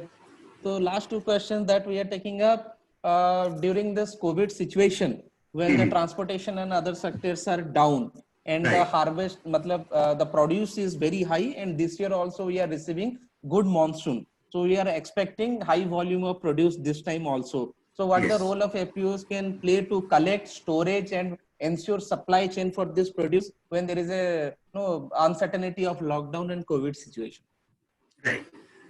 No, I 100% agree with this because at least for a few years, agriculture as a sector is a stable sector, and most of the growth or stopping the negative growth would be done by agriculture. And we should be thankful to God that monsoon are expected to be good. In fact, one of my friend who is at very high post in meteorology is also in the group. He has joined the group and he is also listening. Subhash Bhan. So he can also tell if there is an opportunity about the meteorology thing. But yes, coming back to this, I think that agriculture is going to be a growing sector, and there would be risk if the higher production of the farmers is wasted, if they are not able to get good prices. So to get good prices, what do you have to do? One, I think, procurement. The material should be procured, then only it will have good prices. If the other transport systems or the traditional supply chains or procurement chains are disturbed, then I think it's far more important for FPCs to get into it and ensure that their members get a good prices. So I think government should also look at that. Government should, I would say, government in this situation, government should proactively provide storage spaces to FPCs, because there are a lot of godowns which are under government ownership. They can give free or reasonable rates. At least they should make it available. Second, normally FPCs have very limited access to capital. If they have 50 lakh rupees, so they will try to rotate it for 3-4 times to do business of 200 lakh to 20 million or so, 2 crore के करने के लिए 3-4 बार rotate करना पड़ता है. लेकिन अगर वो आप सप्लाई चेन डिस्टर्ब हैं तो आप उतना फ्रीक्वेंटली बेच नहीं पाएंगे. आपका अगर माल अटक गया है, आप स्टोरेज में चला गया, तो naturally you will need more working capital. So the second thing I think government should do, that banks के through FPCs को ज़्यादा लोन देना चाहिए. And it is a safe loan. अगर आपका माल सुरक्षित पड़ा है तो कोई ज़्यादा रिस्क नहीं है. बैंक जो लोन अगेंस्ट रिसीट्स वाला जो है वो वाला तरीके में दिया जा सकता है. Only thing is the FPC should also ensure quality and quality standards, storage standards, etc. तो ये चीजें करनी चाहिए. प्रोक्योरमेंट बिल्कुल एफपीसीज को करना चाहिए और गवर्नमेंट को इनफेक्ट करवाना चाहिए. Government should help them provide space, storage वगैरह. तो इतने शॉर्ट टर्म में शायद आप नया स्टोरेज कैपेसिटीज इतना ऐड नहीं कर पाएंगे, लेकिन ये सब भी एग्जिस्टिंग को किया जा सकता है. नहीं तो काफी मोबाइल स्टोरेज कैपेसिटीज भी होती हैं, थोड़ा महंगी पड़ती है बट ड्यूरेबल है वो. फिर आपका जैसे मैंने कहा कि एक्सेस टू फाइनेंस होना चाहिए. एंड उसके बाद गवर्नमेंट को बहुत सारी और आई वुड से कि लोकल मार्केट्स बहुत हैं, तो एफपीसीज को भी अपना लोकली फिर उसको धीरे धीरे मार्केट में डाल देना चाहिए. अगर डिस्ट्रिक्ट एडमिनिस्ट्रेशन सपोर्ट करे तो बहुत सारा लोकल मार्केट्स एक्सेस हो सकता है एफपीसीज को. बट यस, एफपीसीज का रोल बहुत इंपॉर्टेंट मैं देख रहा हूँ इस सिचुएशन में, specially in the coming season, current season. It's extremely important.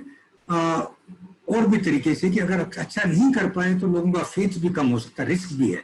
तो इसलिए जो एफपीसी प्रमोटर और गवर्नमेंट है उनको बहुत ज्यादा नंबर बढ़ाने की बजाय एग्जिस्टिंग को संभालना चाहिए, and they should really help existing FPCs so that farmers keep on their confidence in these institutions. Srikant. Yes, sir. Sir, one question. This is to south. That is from we are connecting from one from Kanyakumari, and she is asking this question: ki there is a SFAC, there is NABARD, and there is so many national institutions. All are promoting FPOs with own their direction. Few are promoted by their own staff. Few are promoted by the CRP. Few are promoted by the implementing NGOs. So to bring the spirit, can you have only one organization and its distributary or related departments in all the states who will take care of FPOs? So the spirit across the nation will be the same. जो नई guidelines आई है उसमें 3 agencies को एक तरह का implementing agency बनाया है, जिसमें आपका एक तो है एसएफएसी जो कंपनीज वाला फॉर्मेट को देखेगी, एक है एनसीडीसी नेशनल कोऑपरेटिव क्या centre for cooperative development, yes sir, cooperative development corporation जो कोऑपरेटिव वाले इंस्टीट्यूशंस का प्रमोट करेंगे, और नाबार्ड जो है वो दोनों के लिए करेगा, है ना। तो एक तरह का यूनिफॉर्म लाने की प्रयास तो है, एफर्ट किया जा रहा है, लेकिन दूसरी तरफ ये भी है ना, आप भी देखिए कि एक कहते हैं कि India is such a diverse country, farmers अलग अलग तरह के हैं, एक ही वन साइज फिट ऑल कैसे हो सकता है, एंड एटसेट्रा एटसेट्रा। तो बट आई थिंक थोड़ा समय लगेगा, धीरे धीरे यूनिफॉर्मिटी आ जाएगी। जैसे एसएचजी में एनआरएलएम आने के बाद हुई, उससे पहले तो हर व्यक्ति बनाता ही था अलग अलग तरह के। मैंने तो ऐसा देखा है कि भाई एक दिन लिस्ट उठाया 20,000 लोगों का, 1 से 10, 11 से 20, 21 से 30 ऐसे करके 10-10 की उन्होंने एक ही दिन में 2,000 एसएचजी बना दी थी बीपीएल की लिस्ट उठा के। और ये था एसजीएसवाई में हुआ था सर, एसजीएसवाई में। तो अब ये क्योंकि स्कीम है उसमें कुछ यूनिफॉर्मिटी के प्रयास कर रहे हैं, but more important I think is that as a sector we should come together on some basic principles की यस, जैसे हम कह रहे हैं कि it should be one member centric, है ना, कि भाई मेंबर का ही है इसमें। सेकंड कैन बी कि भाई इसकी वायबिलिटी का फोकस करें, कि ऐसा नहीं कि in perpetuity it should be on grant based. तो उस तरह की जो प्रिंसिपल्स हैं basic. Third I think investment in membership and leaders, जैसे आनंद पैटर्न ऑफ कोऑपरेटिव्स में बहुत हैवी इन्वेस्टमेंट हुआ लीडर्स को ट्रेन करने में, ओरिएंटेशन में, तो तब जाके एक अच्छे लीडर निकलता है जब आप उसको एक्सपोजर करवाते हैं, उसको ट्रेनिंग करवाते हैं, उसके साथ टाइम स्पेंड करते हैं। और अगर आप टारगेट मीट आउट करने के लिए बनाते रहे तो नेचुरली फिर वो your even smaller investments will go waste. तो in my opinion I think government should come out with some sort of a strategic intervention कि हम ये करेंगे, and promoter organizations should also come out with some sort of a strategy paper that yes, we believe that it will be CRP driven, हो सकता है, क्यों नहीं, it would be non-individual grant based, our member would not be on the board, we would not remain there for more than 5 years in this role, etc etc। I think sector को उस तरह की चीजों पे आना चाहिए, then ये sector grow करेगा। This is my opinion। Right sir, thank you sir.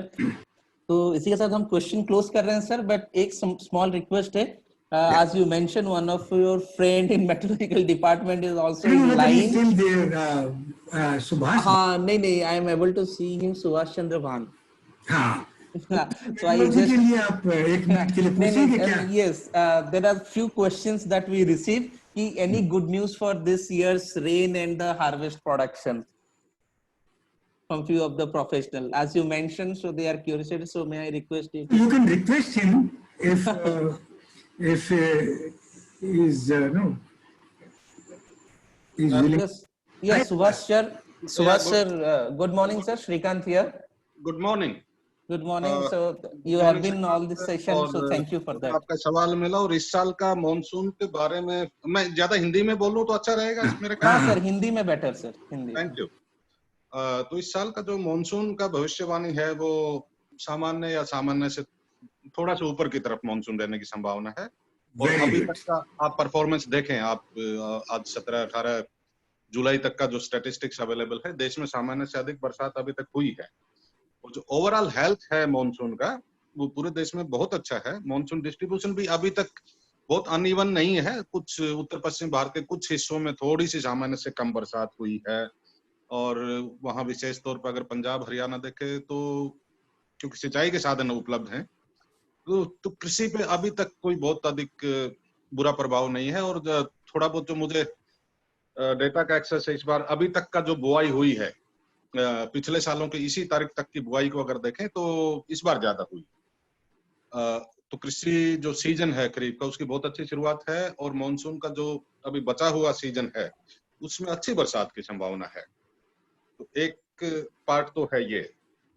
और दूसरा, क्योंकि एफपीओ एंड एफपीसीज पे एक सेशन है, मैं इस मसले का एक्सपर्ट नहीं हूँ बिल्कुल भी, लेकिन आपके माध्यम से जो भी सुनने वाले हैं और जो एक्सपर्ट हैं, डॉक्टर कौशिक हैं और रोतेला आप हैं, हम मौसम की भविष्यवाणी देते हैं। अभी तक हम जिला स्तर पर देते थे अगले 5 दिन की, और अभी हमने मॉडल डेवलप किया है जो कि हाई रेजोल्यूशन पे है।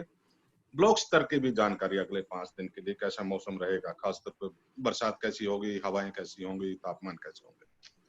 तो और ये सारी जानकारी फ्री ऑफ कॉस्ट उपलब्ध हमारी वेबसाइट पे, और कोई चाहे तो हम उसको डाइवर्ट भी करते हैं। तो मेरा ये मानना है, अगर फार्म प्रोड्यूस ऑर्गेनाइजेशन या कोऑपरेटिव्स, उनके माध्यम से भी किसानों को ये जानकारी पहुंचाई जाए। क्योंकि अगर मौसम का हम उपयोग हर रोज के जो कृषि कार्य है हमारे खेत में करने वाले, उनमें उपयोग करें। एक छोटा सा उदाहरण देता हूँ। सपोज कोई किसान कल के लिए अपने खेत में कोई सी इंसेक्टिसाइड या पेस्टिसाइड का स्प्रे करने का सोच रहा है, और मौसम ये कहता है कि आज रात को या कल सुबह ही बहुत तेज बरसात होने वाली है, तो प्रेफरेबली वो ना करे उसका उपयोग, क्योंकि वो तो धुल जाएगा बरसात में, उसका इफेक्टिवनेस नहीं होगा, तो इनपुट से वो कॉस्ट जाएगी। तो अगर फार्म ऑर्गेनाइजेशन से, उनके माध्यम से अगर हम ये मौसम की भविष्यवाणी भी किसान को दे सकें कि आप ये पेस्टिसाइड तो लेके जा रहे हैं, लेकिन इसको अगले 2 दिन इस्तेमाल नहीं करना आपका, क्योंकि मौसम में बरसात होने वाली है, या बहुत तेज हवाएं चलने वाली है, या अगर वो ऑयल बेस्ड है तो तापमान 40 डिग्री सेल्सियस से ऊपर रहने वाले हैं, इफेक्टिवनेस कम हो जाएगी। तो ये जानकारी अगर हम दें तो हम कृषि कार्यों को, उनका एफिशिएंसी थोड़ा बढ़ा सकते हैं। और मान लीजिए आपको कल पानी लगाना है, और बरसात मौसम की भविष्यवाणी के कल बरसात होने वाली है, आप पानी मत लगाइए, तो अदरवाइज आपका पानी व्यर्थ जाएगा, आप उसमें जो बिजली खर्च करेंगे या जो लेबर होगा आपका, वो वेस्ट जाएगा। तो जो मौसम की जानकारी है डे टू डे, वो हेल्प करती है कृषि कार्यों को ज्यादा एफिशिएंट बनाने में, कॉस्ट ऑफ इनपुट कम करने में। तो वो हम फार्म प्रोड्यूसिंग ऑर्गेनाइजेशन अगर कोई है, कोऑपरेटिव है, उनके माध्यम से किसानों को भेज सकते हैं। अभी भी हमारे तरीके हैं, हम एम किसान के माध्यम से इस वक्त देश के लगभग 4 करोड़ फार्मर्स को एसएमएस के माध्यम से दे रहे हैं, और कोशिश है कि देश के जो 11-12 करोड़ फार्मिंग फैमिलीज हैं, उन सब तक पहुंचा जाए अगले 1-2 साल में। ये हम इसमें फैसिलिटेट कर सकते हैं। Thank you. Thank you sir, thank you very much sir. Before that मैं एक क्वेश्चन इनका ले लेता हूँ। अर्चना मैडम का एक क्वेश्चन आया related to whether predictions can even be used for Mahatma Gandhi Narega work planning. With the expertise I have, because I've been working as a INRM and livelihood expert for Mahatma Gandhi Narega, so presently, तो yes definitely, because जितना भी annual master circular जो महात्मा गांधी नरेगा का आता है, 260 related activities permissible work हैं महात्मा गांधी नरेगा में, और वो सारे लैंड एंड वाटर रिलेटेड हैं। और अगर आप देखेंगे लैंड एंड वाटर का प्रॉपर यूटिलाइजेशन के लिए महात्मा गांधी नरेगा में देयर इज एक component called natural resource management, और गवर्नमेंट का एक नियम भी है कि जितना भी खर्च होगा नरेगा में, उसका 65% आप एनआरएम एक्टिविटीज पे खर्च करेंगे, ताकि फार्मर्स को लाइवलीहुड का अपना एक एसेट क्रिएट हो, जैसे डग वेल, फार्म पॉन्ड, तो इसी टाइप के, या फिर land levelling, trench compounding, water harvesting system, counter trench, इस टाइप की एक्टिविटीज आप कर सकते हैं, जो कि सॉइल इरोजन को रोकेगा, वाटर कंजर्वेशन को बढ़ाएगा, और लाइवलीहुड प्रोडक्टिव एसेट भी बन जाएगा फार्मर के वहां पर खेतों में। तो अभी जब रेनी सीजन आ जाता है जून 15 से, उस टाइम से एक स्टैंडर्ड सर्कुलर रहता है कि मेजरेबल वर्क ही हो, क्योंकि उसका मपाई माप के मेजरमेंट करके आप वेज पेमेंट करते हो लेबर को। तो बहुत जगह पे बारिश के कारण मेजरमेंट नहीं हो पाता है, तो दिस कैन बी डन कि आप हम यूज कर सकते हैं। And I think Mahatma Gandhi NREGA already ISRO के साथ मिलके ऐप भी डेवलप किया हुआ है, जियो टैगिंग भी कर रहे हैं। तो there is lot of scientific things and partnership with Mahatma Gandhi Narega for proper planning, and I think FES and other organization and Pradhan also trying कि जियोटेक बेस पे और कैसे मैपिंग हो सकता है, नेचुरल रिसोर्स मैनेजमेंट के activities को कैसे मैप कर सकते हैं। तो yes, weather forecasting is a huge requirement और ये टूल को यूज कर सकते हैं कि प्रॉपर प्लानिंग और एक्टिविटी टेकअप कर दिया जाए नरेगा के अंदर से। I think that has been answered. Good. So we rest here, sir. So Okay. before closing up, sir, मैं थोड़ा summarize कर देता हूँ for the whatever we discussed, that we started with कि how can FPO be a tool or safeguard for small farmers during this COVID-19, and yes, definitely अगर हम देखें जैसे महात्मा गांधी नरेगा का रोल इतना बढ़ गया, माइग्रेंट्स जब रिटर्न आए काम के लिए, उसी हिसाब से एक कम्युनिटी इंस्टीट्यूशन और कलेक्टिव लाइफ एफपीओ का रोल भी बढ़ गया। जैसे जैसे फार्मर्स आ रहे हैं और वो अर्बन माइग्रेशन अभी बहुत हद तक रुक गया है, and coming 9 to 12 months we are anticipating कि अर्बन माइग्रेशन होगा नहीं, रूरल टू अर्बन। तो FPO is being an facilitator and institution and assurance provider और partner to PRIs, partner to small farmers, ये सबका एक गॉडफादर टाइप से वो स्टैंड अप कर रहा है FPO. And we definitely can take up, and this is not only about COVID and post-COVID and non-pandemic time पे भी FPOs is the key to promote the farmers' welfare in rural and tribal areas. So thank you, sir. आप connect किए हमारे साथ, and thank you to all the participants. Okay, all the best. All the best, sir. Thank you, sir. I enjoyed it, and if I've done, no, I've said something which is you are not in agreement, which is okay, but I'm sorry if I've done something wrong. But I really enjoyed it. Thank you, sir. Thanks a lot. All the Thank best. you, Bye. all the participants. Bye. We'll meet next weekend with some another session, sir. Thank you. Bye.